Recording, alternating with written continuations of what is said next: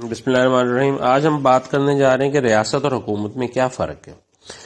پرانے زمانے میں ریاست اور حکومت میں کوئی فرق نہیں سمجھا جاتا تھا، بلکہ دونوں کو ایک ہی معنوں میں استعمال کیا جاتا تھا۔ ارسطو اور ہابز نے ایک معنوں میں استعمال کیا، اور ماضی میں دیکھیں تو مطلق العنان جو بادشاہ ہوتے تھے ان کے اختیارات بہت زیادہ تھے، وہ پھر ریاست اور حکومت کو ایک ہی قرار دیتے تھے۔ فرانس کا بادشاہ جو لوئی 14 تھا، وہ کہا کرتا تھا کہ میں ریاست ہوں، آئی ایم دا اسٹیٹ، لیکن فرق ہے۔ ریاست ایک کل ہے جس میں 4 عناصر ہیں: آبادی، علاقہ، حکومت، اقتدار اعلیٰ، جبکہ حکومت چونکہ ان 4 عناصر میں سے ایک ہے تو حکومت جزو ہو گیا۔ اقتدار اعلیٰ، ریاست اقتدار اعلیٰ کی مالک ہوتی ہے اور اس کے اختیارات لامحدود ہوتے ہیں۔ حکومت کے پاس اختیار اعلیٰ نہیں ہوتا، اگرچہ حکومت اس کو استعمال کرتی ہے، لیکن ریاست ہی حکومت کو اختیارات دیتی ہے اور وہ ان اختیارات میں کمی بیشی بھی کر سکتی ہے، یعنی حکومت ریاست کے نمائندہ کے طور پہ کام کرتی ہے۔ پھر حکومت کی اقسام ہے۔ ریاست یکساں ہوتی ہے، دنیا کی ہر ریاست 4 بنیادی عناصر سے مل کے بنتی ہے، اور دنیا کی تمام ریاستیں آبادی، علاقہ، حکومت اور اقتدار اعلیٰ پہ مشتمل ہوتی ہیں۔ لیکن حکومت کی اقسام مختلف ہیں، کہیں آمریت، کہیں جمہوریت، کہیں صدارتی نظام، کہیں پارلیمانی نظام ہوتا ہے۔ رکنیت، ریاست کی رکنیت زیادہ وسیع ہوتی ہے، ریاست کے تمام شہری اس کے رکن ہوتے ہیں، جبکہ حکومت کے رکن وہی ہوتے ہیں جو حکومت چلاتے ہیں، مثلا وزراء، مقننہ، عدلیہ وغیرہ۔ ریاست مستقل اور پائیدار ادارہ ہے، جبکہ حکومتیں عارضی ہوتی ہیں اور تبدیل ہوتی رہتی ہیں۔ دیکھیں ہمارے ملک میں 1947 سے اب تک بہت ساری حکومتیں آئیں اور گئیں، لیکن ریاست قائم دائم ہے۔ علاقہ، ریاست کے لیے مخصوص علاقہ ہونا لازم ہے، لیکن حکومت کے لیے لازم نہیں ہے۔ کسی جلاوطن حکومت بھی قائم کی جا سکتی ہے، مثلا الجزائر نے آزادی سے پہلے مصر کے شہر قاہرہ میں جلاوطن حکومت قائم کی۔ افغان مجاہدین نے پاکستان میں، جب عراق نے کویت پہ حملہ کیا تو کویت نے سعودی عرب میں جلاوطن حکومت قائم کی۔ پھر اگر ہم تعارف کی بات کریں تو ریاست کا تعارف علاقے سے کرایا جاتا ہے، مثلا اسلامی جمہوریہ پاکستان کی پہچان اس کا مخصوص علاقہ ہے، جبکہ حکومت کا تعارف افراد سے کرایا جاتا ہے، عمران خان کی حکومت، نواز شریف کی حکومت، بش کی حکومت۔ حقوق کا سرچشمہ، شہریوں کو جو بھی حقوق حاصل ہوتے ہیں وہ ریاست کی طرف سے دیے جاتے ہیں، ریاست پھر ان حقوق کا آئینی تحفظ بھی فراہم کرتی ہے، جبکہ کوئی بھی حکومت شہریوں کو ان حقوق سے محروم نہیں کر سکتی بلکہ ان کی حفاظت کی ذمہ دار ہوتی ہے، اور عدلیہ ان حقوق کو تحفظ دیتی ہے۔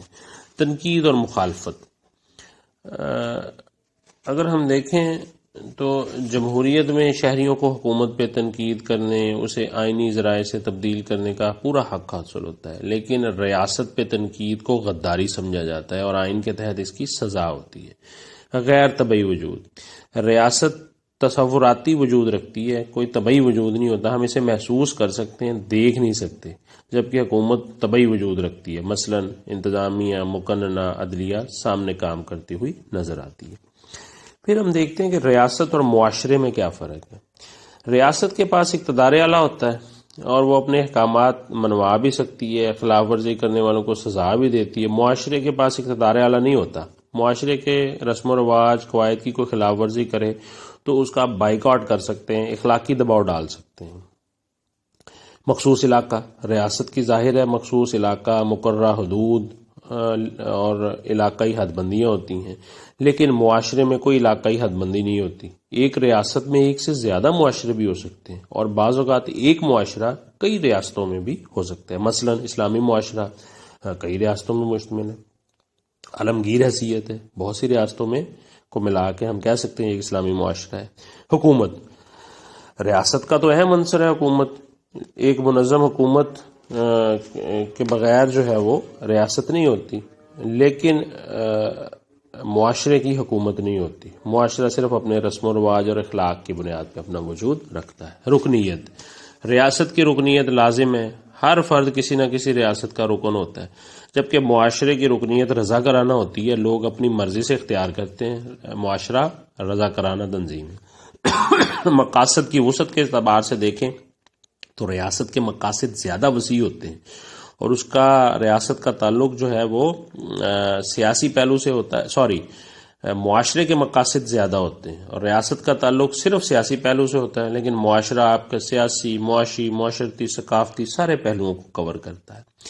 قواعد و ضوابط اگر دیکھیں تو ریاست کے قوانین، قواعد و ضوابط جو ہیں وہ لاز ہوتے ہیں، حکومت ان کو سختی سے نافذ کرتی ہے، جبکہ معاشرے کے قواعد و ضوابط جو ہیں وہ رسم و رواج اور اخلاقی اصول ہوتے ہیں، اور ان کے لیے معاشرتی دباؤ استعمال کیا جاتا ہے، اخلاقی اثر و رسوخ استعمال کیا جاتا ہے۔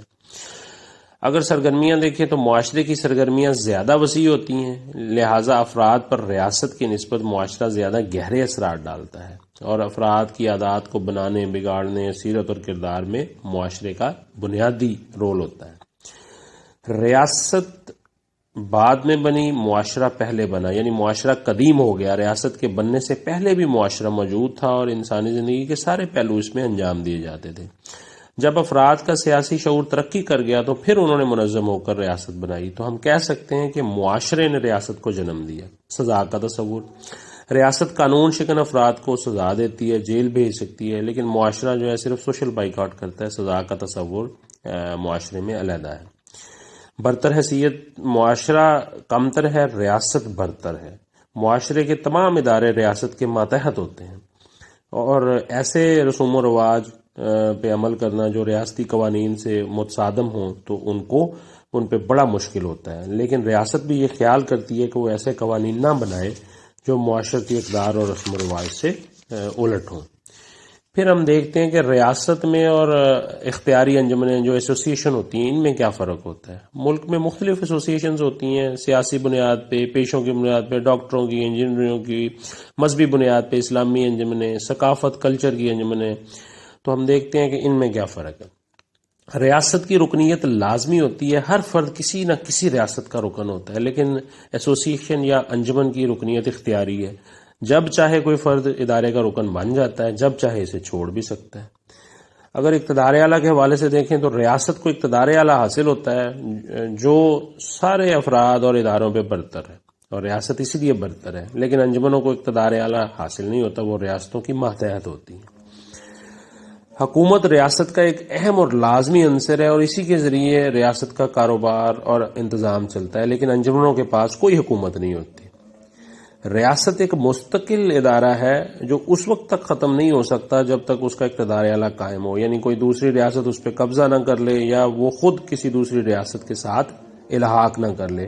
لیکن انجمنیں عارضی ہوتی ہیں، اور انجمن ایک کام کو تکمیل پہنچاتی ہے، اس کے بعد ختم ہو سکتی ہے۔ مثلا آپ ایسوسیشن بناتے ہیں کالونی کی، کالونی بن گئی، ویلفیئر کا کام ہو گیا، آپ اس کو ختم کر دیں گے۔ یا اگر کوئی انجمن غیر قانونی کام کرتی ہے، کوئی مذہبی تنظیم ہے یا کوئی اور، تو ریاست اس پہ پابندی لگا سکتی ہے۔ واحد رکنیت، ایک فرد بیک وقت ایک ہی ریاست کا ممبر ہوتا ہے، زیادہ سے زیادہ اگر اس کو دوسری شہریت ملے تو اس کو پہلی شہریت چھوڑنا پڑتی ہے، یا بعض ممالک زیادہ سے زیادہ آپ 2 شہریت سیم ٹائم رکھ سکتے ہیں، لیکن انجمن یا ادارے جو ہیں وہ ایسی کوئی پابندی نہیں ہوتی، ایک فرد ایک وقت میں بہت سارے اداروں کا رکن بن سکتا ہے۔ تعداد، ریاست کے تمام شہری اس کے رکن ہوتے ہیں، اس لیے اس کے اراکین کی تعداد زیادہ ہے، ظاہر ہے پوری آبادی اس کی رکن ہوتی ہے، جبکہ انجمنیں اپنے پیشہ ورانہ یا مقاصد کی بنیاد پہ ہوتی ہیں تو ان کی تعداد محدود ہوتی ہے۔ ریاست کا علاقہ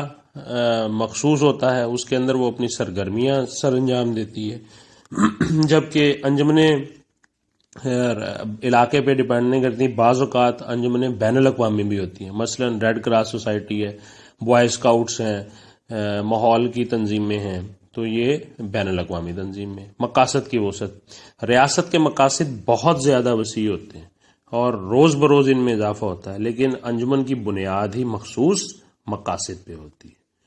تو یہ ہم نے کچھ فرق دیکھے۔ Thank you so much.